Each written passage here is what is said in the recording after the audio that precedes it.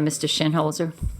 Thank you, Madam Chairwoman. I'm John Shenholzer. I'm the Advocacy Director for the American Veterans for Kratom Safe. And I advocate for the millions of American veterans who consume the pure kratom products on a regular basis. And I'm also a person in long-term recovery from substance use disorder. I've been clean and sober for 43 years this August. And I ran a recovery center for 20 years in Virginia, a nationally renowned recovery center with over 11,000 alumni. And, you know, I have been to many funerals and memorials as well.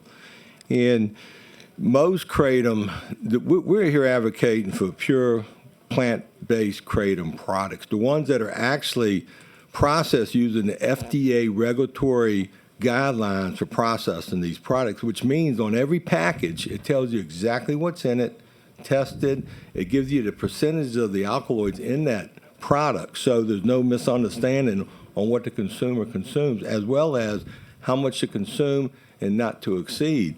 So there are some good guidelines in place. And I want to point out there hasn't been a state ban since 2016 as a result of an FDA, DEA misinformation gaggle they had way back when. In Virginia, we passed the Kratom Consumer Protection Act several years ago, and Virginia this year was the #1 state that had the largest reduction in opioid overdose deaths, 41%. And that's partly because of kratom. Kratom is oddly enough one of the best harm reduction tools we have in our communities right now. It's well known that any addict can pretty much get off any substance if kratom is going to be that substance that's going to help them with that. And these other products, you got to understand, get it in your head, there's a good kratom product and there's a bad kratom product.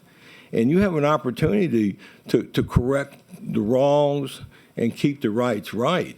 And it's not that complicated. Other states are doing it, but it needs to be done. You know, I don't want the stuff, the problem you got here, we don't have that in Virginia.